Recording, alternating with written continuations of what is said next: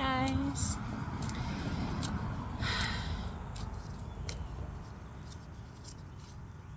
I've got, I'm going to call it 3 messages. We'll see what comes from it. So, the first one is the masculine healing, okay? That's what came to me last night.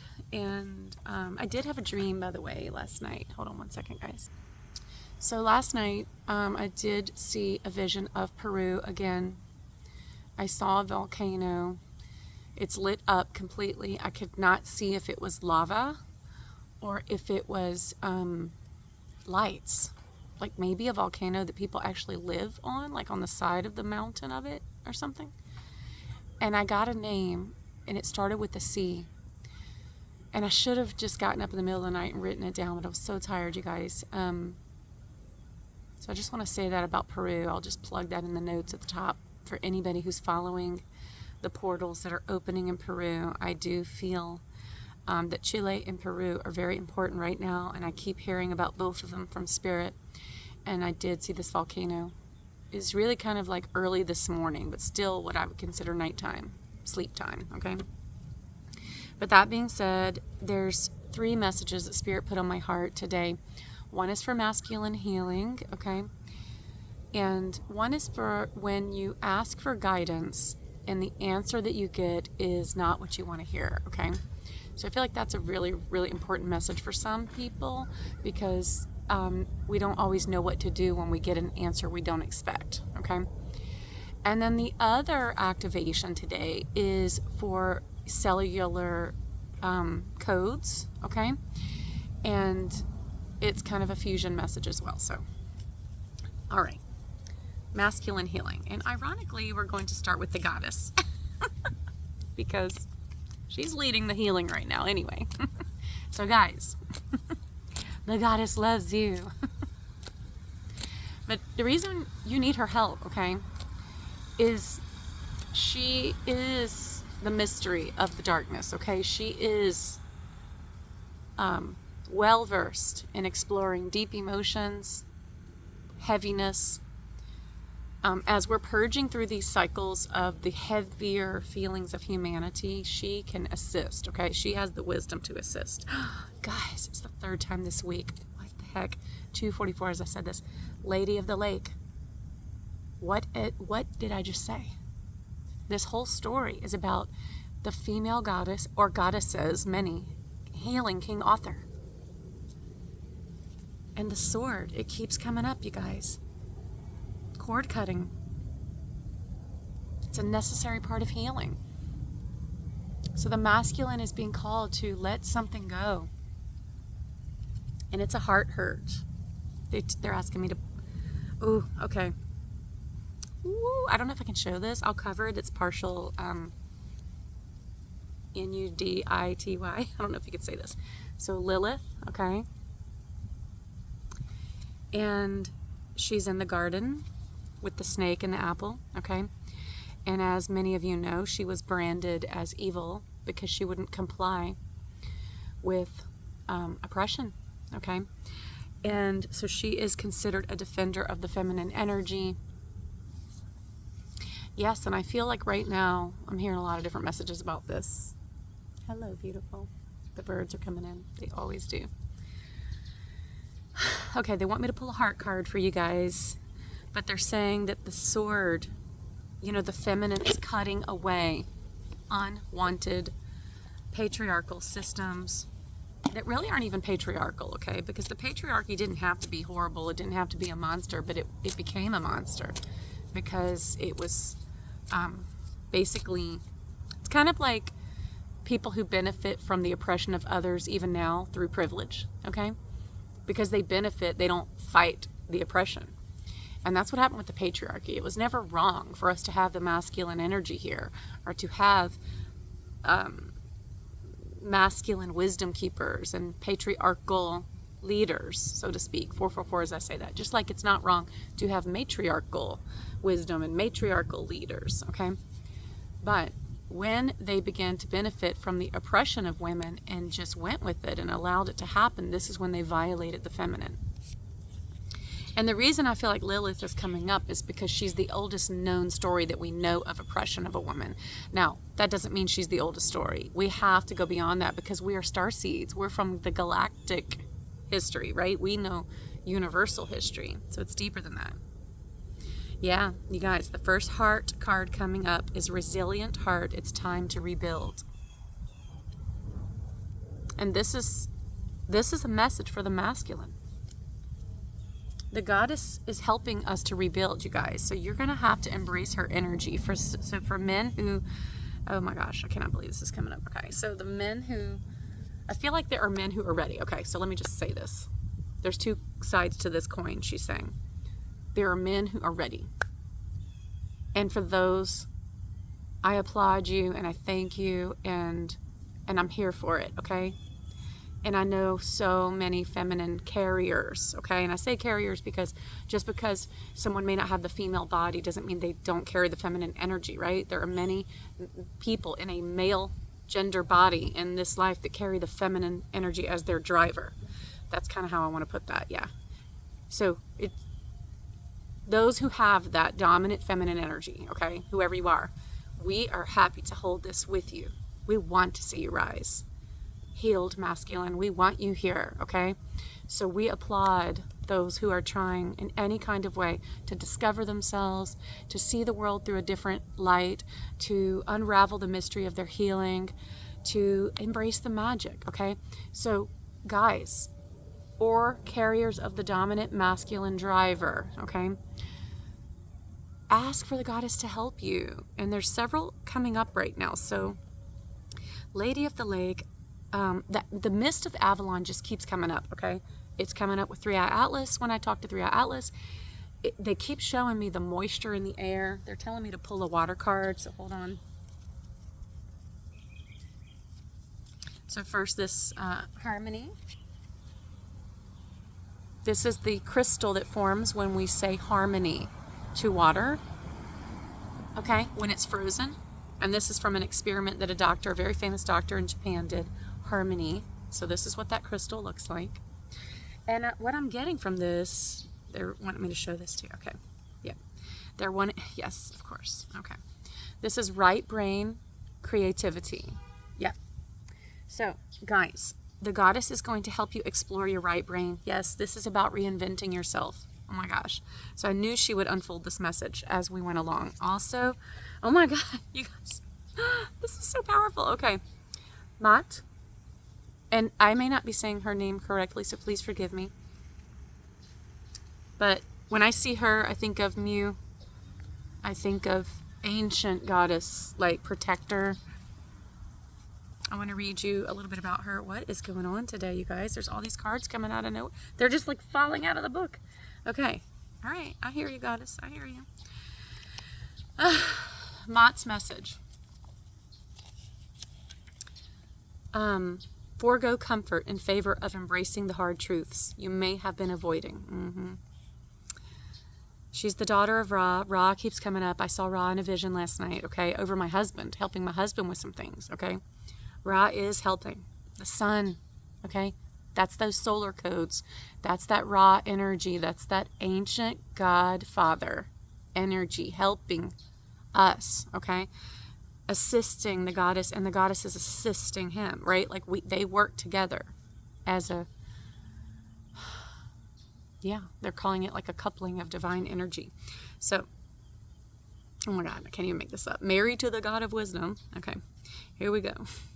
Maat is married to Thoth, and he's one of my primary guides, was highly esteemed for her role as the conductor of the ceremony of judgment for the dead. In folklore, she would wait the newly deceased, ready to weigh their hearts against the feather of truth on the scale of justice. Sorry, I'm getting so many messages at one time. I'm trying to process. Okay. Her judgment would dictate whether the heart was light enough to allow entrance into the afterlife, accompanied by Osiris, the ancient Egyptian god of death and resurrection. Working with Maat can help restore equilibrium and an understanding of self and morality through her 7 principles. The number 7, you guys. And Mary Magdalene is the next card up, by the way. Sacred number 7. The 7 egos versus the 7 good spirits, right? Truth, justice, harmony, balance, order, propriety, and reciprocity. Wow. All right. Her message is become the cycle breaker.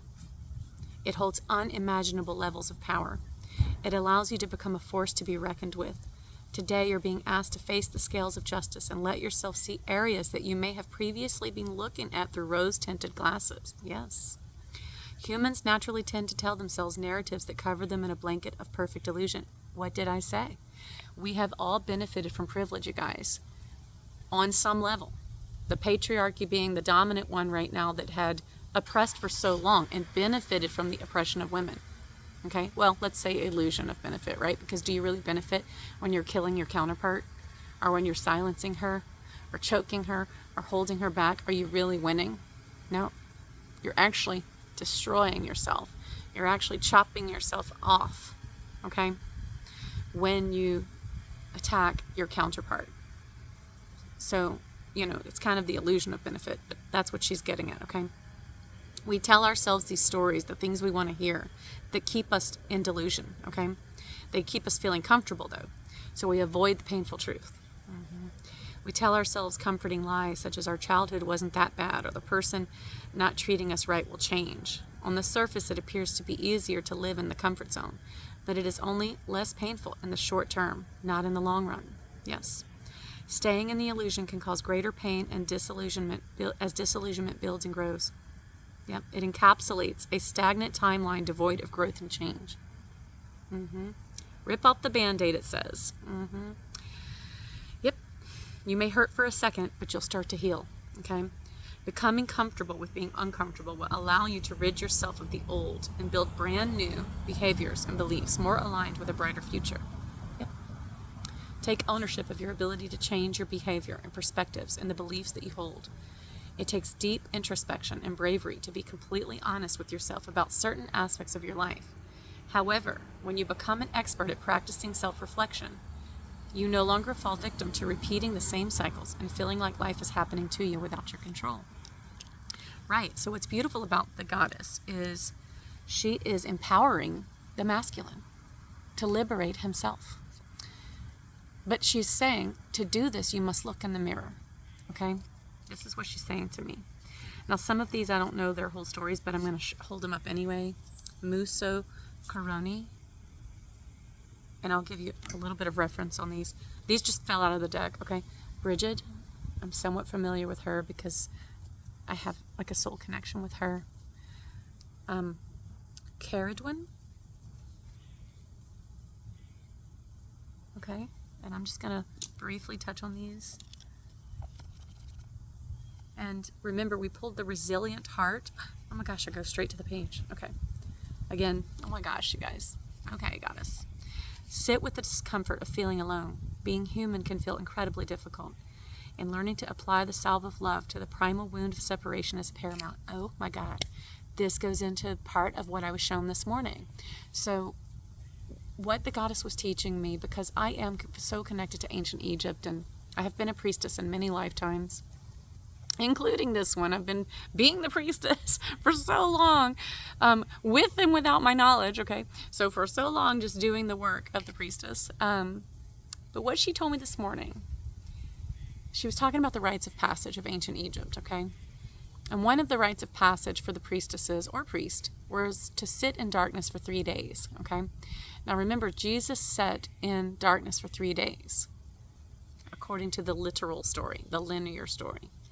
He died, 3 days he was gone, he was resurrected. Now, there are some people that don't believe that to be the true story, that he actually lived on, okay? Doesn't matter to me. He's the greatest teacher I've ever known. I love him, and I follow him no matter what. But I'm telling you, there's not the whole story there, right? Like, we weren't told the whole story. Now, when Mother Mary teaches me about that story, and Mary Magdalene, they said that was symbolic of the rites of passage. Now, what she wants you to know right now, and this is what Musso Koroni is talking about, and she is the origin story of Bambara of Africa, okay? A first woman to be created. I feel like this is going back to, let me cover up her bottom half, Lilith, okay? If they are the same archetype, they could be. The pair left heaven, creating consciousness by breaking the bond between heaven and earth and populating the planet. And yeah, this sounds just like the story of Lilith. Musso Koroni disliked Pimba so much that she decided to forsake him and flee. She wanders the plains of the earth to this day, causing sadness and disorder within humans wherever she goes. Wow. The person to have felt the loneliness of separation, it is theorized that all human beings that have come after her carry this aspect of her within them. Yeah.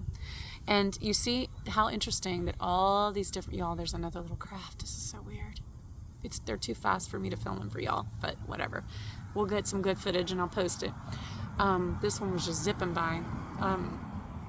Okay, so isn't it interesting that no matter what country we go to, the original female story is that she was displeased and left, and would rather have wandered alone by herself than been controlled by a dominant man.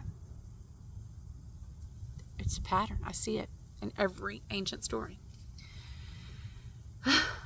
But if we were going to apply this to the Christ and the death and the resurrection and the rites of passage and the 3 days in darkness, what the goddess told me was when you feel the heaviness, okay?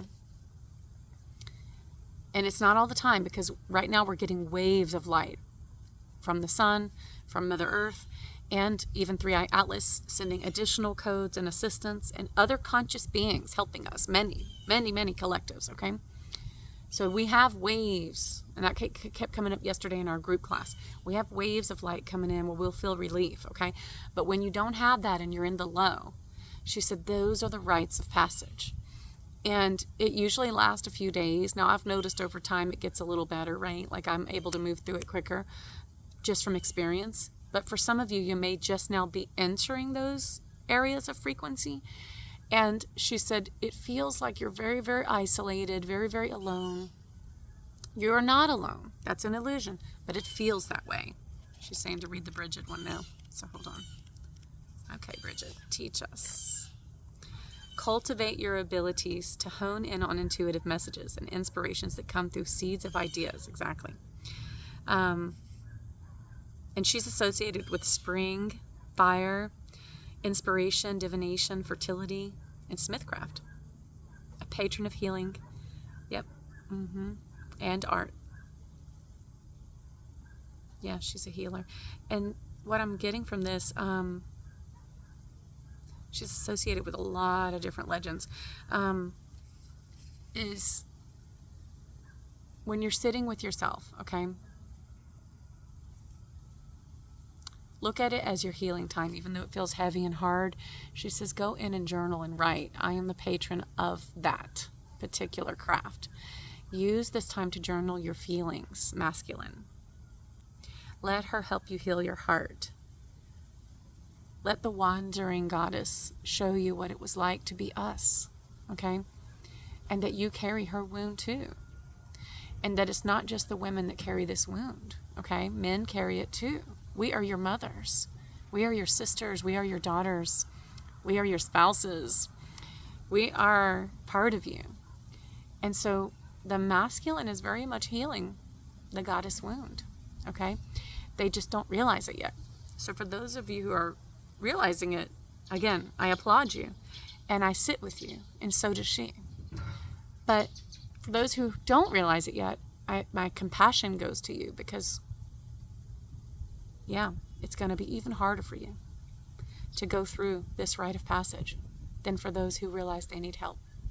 I'm being called again to share the scripture where Jesus said, happy are those who are conscious of their spiritual need, and they shall inherit the kingdom of God. You have to know that you need something and be willing to ask for it. And that is going to lead into another message that I'm going to give today about cellular healing, okay? I want to read you Cerridwen, as she came up. Respect the crone. You see how she looks like a crone? She's older with her gray hair and her wisdom. Beautiful. And bring introspection to her archetype within you. She is an embodiment of wisdom for serving yourself and those around you.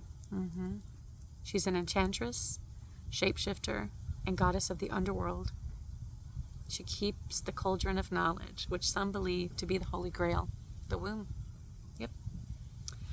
It says she also is associated with transformation, poetry, and prophecy. So I feel like you guys need to really write down your feelings.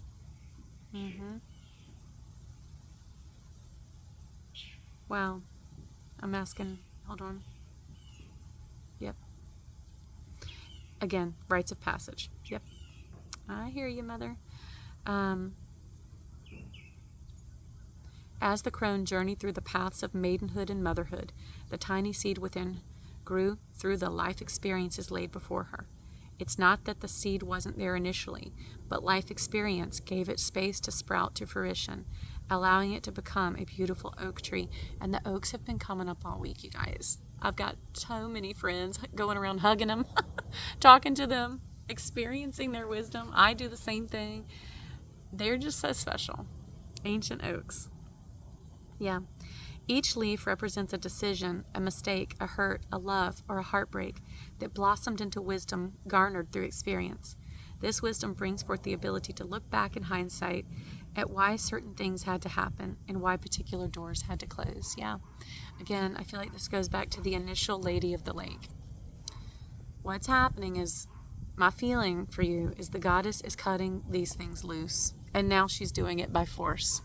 Because you weren't ready to do it on your own, and she has to do it for you because it is time to rise. So, is there anything else? They do want me to give you a spirit animal. Peacock, you were born to shine. And as you guys may know, the one with all the feathers is the male. So this is a male peacock, okay? It says you were born to shine and inspire. Practice humility to avoid jealousy. Be grateful for life, and more good things will come. Be true to yourself and recognize your brilliance. Yes. And I'm feeling that I've seen and known through my life so many wonderful men. I have many wonderful, my husband is a wonderful man, my boys, my children, uncles that I have, cousins, there are so many wonderful men. Go on, Bubba. Go. The little bee's trying to get me. I know you want to be here. Okay.